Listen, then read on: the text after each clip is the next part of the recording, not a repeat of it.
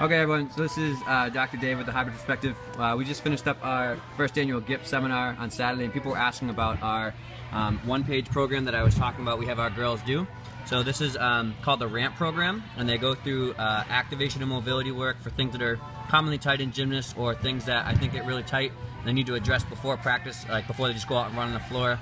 And then the step 2 is a bunch of activation drills that I think are areas gymnasts tend to not use a lot or they don't really put enough attention into. And then the back part down here is just core bracing, core control that I think are really important to do in every workout beforehand to keep your core in the right engagement before you start your warm-up.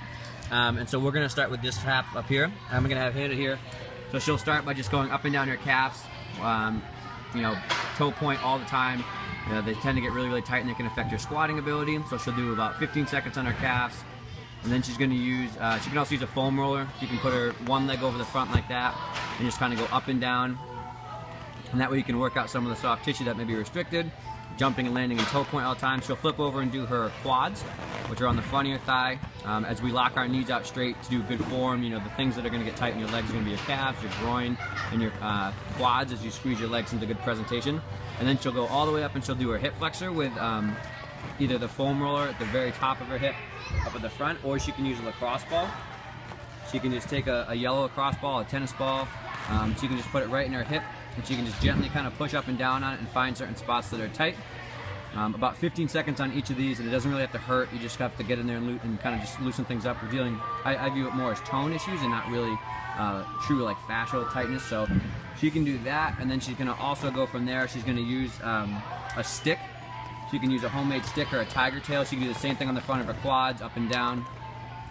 She can use that to kind of roll it out. If that's a little bit easier, it's less pressurous, and you can gauge how much force you put into it. And then following that, she's going to want to get the inside of her legs, which is like her groin. So she puts one leg up on the foam roller. She just works on trying to kind of just do like a leap and trying to push on the outside.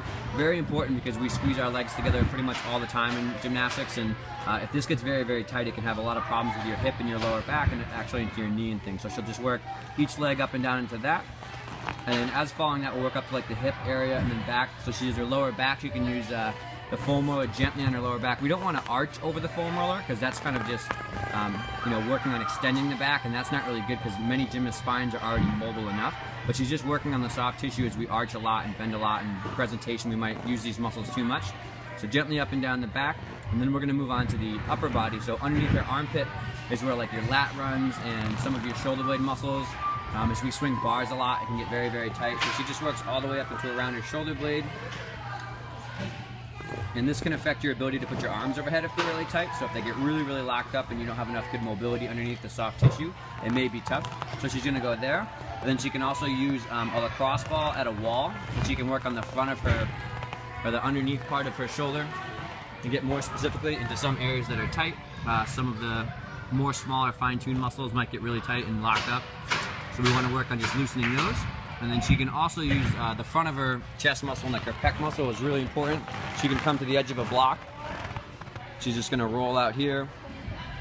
She's going to work on some of the tightness in the front. Again, these muscles can be tight and they can cause a lot of restriction problems overhead. So she'll just work in there. And then also with the same block, she can bend over and get some of the muscles on the top of her neck. I can come from this side for you. So just working on the upper neck area. Sometimes, excuse me, with handstands and stuff, we tend to get really tight up here, squeezing our arms by our ears. And she can just work there against the block for 15 seconds or so. But that's a quick little 4-minute video of just mobility work that I think should be done every day. And it kind of goes all the way down. And one more actually is going to be her forearms, I forgot. So the gripping muscles can be very tight. We can just work on the front of the wrist joint. And she can work all up and down here and just get the soft tissue of the wrist loosened up, so that when she's gripping a lot, it doesn't cause any problems in her elbow or in her wrist. So I'm just going to start with that part today, and then we'll come back with part 2 and part 3 next week.